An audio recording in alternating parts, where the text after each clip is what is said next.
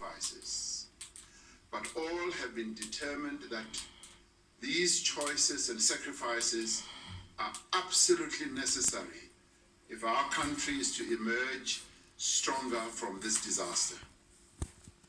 Over the past week, South Africans have demonstrated their determination, their sense of purpose, their sense of community, and their sense of responsibility. For this, we salute you and we thank you. On behalf of the nation, I would also like to thank the health workers of our country, our doctors, nurses, and paramedics who are on the front line of the pandemic, as well as our teachers, border officials, police and traffic officers, and all other people who have been leading our response. Since the national state of disaster was declared, we've put in place a range of regulations and directives. These regulations have restricted international travel, prohibited gatherings of more than 100 people, closed schools and other educational institutions, and restricted the sale of alcohol after 6 p.m. We reiterate that the most effective way to prevent infection is through basic changes in individual behavior and hygiene. We're therefore once more calling on everyone to wash hands frequently with hand sanitizers or soap and water for at least 20 seconds. Stop shaking hands. Cover your nose and mouth when coughing and sneezing with a tissue or flexed elbow. Avoid close contact with anyone with a cold or flu-like symptoms. Everyone must do everything within their means to avoid contact with other people. Staying at home, avoiding public places, and cancelling all social activities is the preferred best defense against the virus. Over the past week, as we have been implementing these measures, the global crisis has continued to deepen. When I addressed the nation last Sunday, there were over 160,000 confirmed COVID-19 cases worldwide. Today, there are over 340,000 confirmed cases across the world. In South Africa, the number of confirmed cases has increased sixfold in just 8 days, from 61 cases to 402 cases. This number will continue to rise. It is clear from the development of the disease in other countries and from our own modeling that immediate, swift, and extraordinary action is required if we are to prevent a human catastrophe of enormous proportions in our country. Our fundamental task at this moment is to contain the spread of the disease. I'm concerned that a rapid rise in infections will stretch our health services beyond what we can manage, and many people will not be able to access the care that they need. We must therefore do everything within our means to reduce the overall number of infections and to delay the spread of infection over a longer period, what is known as flattening the curve of infections. It is essential that every person in South Africa should adhere strictly and without exception to the regulations that have already been put in place and to the measures that I am going to announce this evening. Our analysis of the progress of the epidemic informs us that we need to urgently and dramatically escalate our response. The next few days are crucial. Without decisive action, the number of people infected will rapidly increase from a few hundred to tens of thousands, and within a few weeks to hundreds of thousands. This is extremely dangerous for a population like ours, which has a large number of people with suppressed immunity because of HIV and TB, and high levels of poverty and malnutrition. We have learned a great deal from the experience of other countries. Those countries that have acted swiftly and dramatically have been far more effective in controlling the spread of the disease. As a consequence, the National Coronavirus Command Council has decided to enforce a nationwide lockdown for 21 days with effect from midnight on Thursday, the 26th of March. This is a decisive measure to save lives of South Africans from infection and save the lives of hundreds of thousands of our people. While this measure will have a considerable impact on people's livelihoods, on the life of our society and on our economy, the human cost of delaying this action would be far, far greater. The nationwide lockdown will be enacted in terms of the Disaster Management Act and will entail the following. From midnight on Thursday, 26th March, until midnight Thursday, the 16th of April, all South Africans will have to stay at home. The categories of people who will be exempted from this lockdown are the following. Health workers in the public and private sectors, emergency personnel, those in security services such as the police, traffic officers, military medical personnel, soldiers, and other persons necessary for our response to the pandemic. It will also include those involved in the production, distribution, and supply of food and basic goods, essential banking services, the maintenance of power, water and telecommunication services, laboratory services, and the provision of medical and hygiene products. A full list of essential personnel will be published in due course.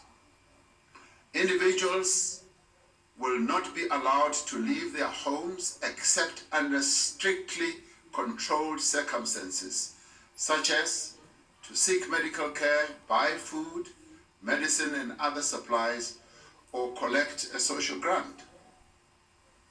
Temporary shelters that meet the necessary hygiene standards will be identified for homeless people. Sites are also being identified for quarantine and self-isolation for people who cannot self-isolate at home.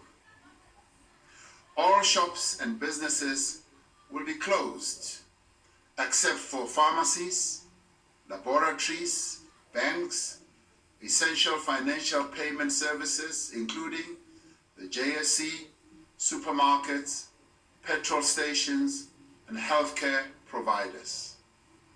Companies that are essential to the production and transportation of food, basic goods, and medical supplies will remain open. We will publish a full list of the categories of businesses that should remain open. Companies whose operations require continuous processes such as furnaces, underground mine operations, will be required to make arrangements for care and maintenance to avoid damage to their continuous operations. Firms that are able to continue their operations remotely should do so. Provision will be made for essential transport services to continue, including transport for essential staff and for patients who need to be managed elsewhere. The nationwide lockdown is necessary to fundamentally disrupt the chain of transmission across society. I have accordingly directed the South African National Defence Force to to be deployed to support the South African Police Service in ensuring that the measures we are announcing are implemented. This nationwide lockdown will be accompanied by a public health management program which will significantly increase screening, testing, contact tracing, and medical management. Community health teams will focus on expanding screening and testing where people live, focusing first on high density and high risk areas. To ensure that hospitals are not overwhelmed, a system will be put in place for centralized patient management for severe cases and decentralized primary care for mild cases. Emergency water supplies using water storage tanks, water tankers, boreholes and communal stand pipes are being provided to informal settlements and rural areas. A number of additional measures will be implemented with immediate effect to strengthen prevention measures. Some of these measures are that South African citizens and residents arriving from high-risk countries will automatically be placed under quarantine for 14 days. Non-South Africans arriving on flights from high-risk country we prohibited a week ago will be turned back. International flights to Lanseria Airport will temporarily be suspended. International travelers who arrived in South Africa after 9th March 2020 from high-risk countries will be confined to their hotels until they have completed a 14-day period of quarantine. Fellow South Africans, our country finds itself confronted not only by a virus that has infected more than 250,000 people across the globe, but also by the prospects of a very deep economic recession that will cause businesses to close and many of our people to lose their jobs. Therefore, as we marshal our every resource and our every energy to fight this epidemic, working together with business, we are putting in place measures to mitigate the economic impact both of this disease and our economic response to it. We are today announcing a set of interventions that will help to cushion our society from these economic difficulties. This is the first phase of the economic response, and further measures are under consideration and will be deployed as needed. These interventions are quick and targeted. Firstly, we are supporting the vulnerable. Following consultation with social partners, we have set up a solidarity fund which South African businesses, organizations and individuals and members of the international community can contribute to. The fund will focus efforts to combat the spread of the virus, help us to track the spread, care for those who are ill, and support those whose lives are disrupted.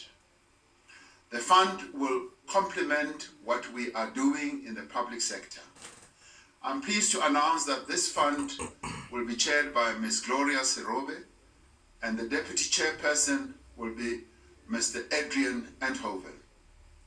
The fund has a website, www.solidarityfund.co.za, and anyone can begin to deposit funds into this account from tonight, acting in solidarity with South Africans who are vulnerable. The fund will be administered by a reputable team of people drawn from the financial institutions, accounting firms, and government. It will fully account for every cent contributed and will publish the details on the website. It will have a board of eminent South Africans to ensure proper governance. To get things moving, government is providing seed capital of 150 million rand, and the private sector has already pledged to support the fund with financial contributions in the coming period. We will be spending money to save lives and to support the economy.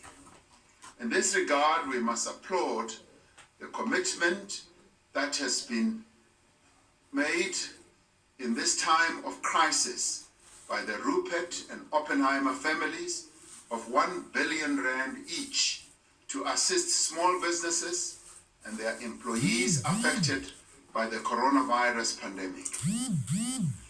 We are concerned that there are a number of businesses that are selling certain essential goods at excessively high prices.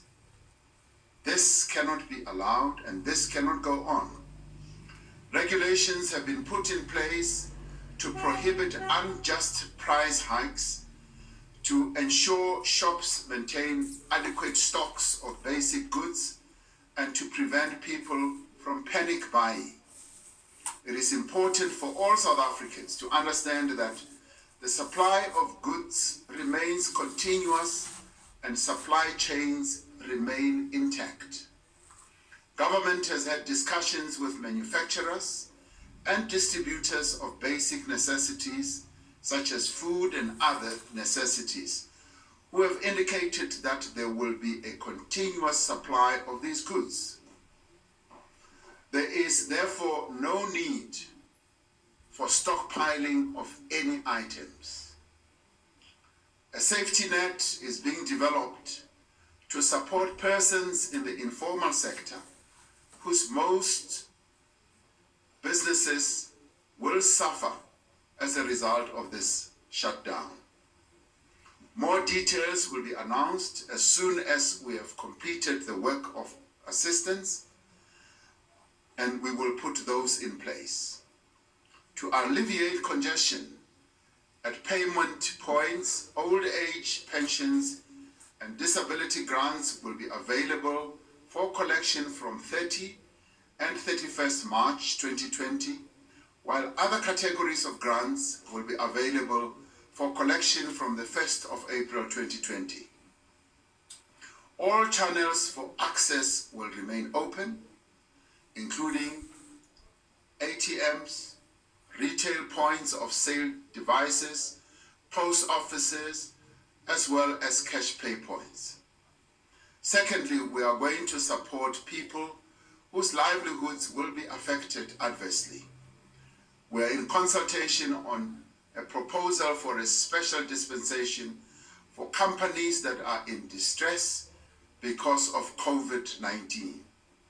Through this proposal, employees will receive wage payment through temporary employee relief scheme called TERS, which will enable companies to pay employees directly during this period and avoid retrenchment. Any employee who falls ill through exposure at their workplace will be paid through the compensation fund. Commercial banks have been exempted from provisions of the Competition Act to enable them to develop common approaches to debt relief and other necessary measures.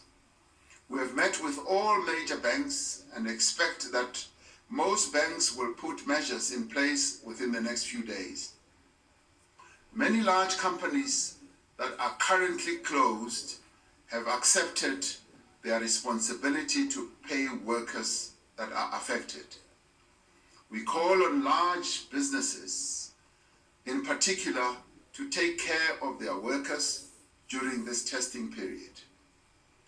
In the event that it becomes necessary, we will utilize the reserves within the Unemployment Insurance Fund system to extend support to those workers in SMEs and other vulnerable firms who are faced with loss of income and whose companies are unable to provide support. Details of these will be made available within the next few days. Thirdly, we are assisting businesses that may be in distress. Using the tax system, we will provide a tax subsidy of up to 500 Rand per month for the next 4 months for those private sector employees earning between 6,500 under the employee tax incentive. This will help over 4 million workers in our country. The South African Revenue Service will also work towards accelerating the payment of employment tax incentive reimbursements from twice a year to monthly to get cash into the hands of compliant employers as soon as possible. Tax compliant businesses with a turnover of less than 50 million will be allowed to delay 20% of their pay-as-you-earn liabilities over the next 4 months and a portion of their provisional corporate income tax payments without penalties or interest over the next 6 months. This intervention is expected to assist over 75,000 small and medium enterprises. We are exploring the temporary reduction of employer and employee contributions to the Unemployment Insurance Fund and employer contributions to the Skills Development Fund. The Department of Small Business Development has made over 500 million Rand available immediately to assist small and medium enterprises that are in distress through a simplified application process. The Industrial Development Corporation has put a package together with the Department of Trade and Industry and Competition of more than 3 billion Rand for industrial funding to address the situation of vulnerable firms and to also fast-track financing for companies critical to our efforts to fight the virus and its economic impact. The Department of Tourism has made additional 200 million Rand available to assist small medium enterprises in the tourism and hospitality sector who are under particular stress due to the new travel restrictions we have imposed. I want to make it clear that we expect all South Africans to act in the interests of the South African nation and not in their own selfish interest. We will therefore act very strongly against any attempts at corruption and at profiteering from this crisis. I've directed that special units of the National Prosecuting Agency be put together to act immediately and arrest those against who we find evidence of corruption. We will work with the judiciary to expedite cases against implicated persons and make sure that the guilty do go to jail. South Africa has a safe, sound, well-regulated and resilient financial sector. Since the global financial crisis, we have taken steps to strengthen the banking system, including increasing capital, improving liquidity, and reducing leverage. With a strong financial sector and deep and liquid domestic capital markets, we have the space to provide support to the real economy. We can make sure money flows to firms and households. We can ensure that our markets are efficient. Last week, in line with the constitutional mandate that the Reserve Bank has, it cut the repo rate by 100 basic points. This will provide relief to consumers and businesses with a lower interest rate. The South African Reserve Bank has also proactively provided additional liquidity to the financial system. The governor has assured me that the bank is ready to do whatever it takes to ensure the financial sector operates well during this very difficult time. The banking system will remain open The JSE will continue to function. The national payment system will continue to operate, and the Reserve Bank and the commercial banks will ensure that the banknotes and coins remain available. The action we are taking now will have lasting economic costs, but we are convinced that the cost of not acting now will be far much greater.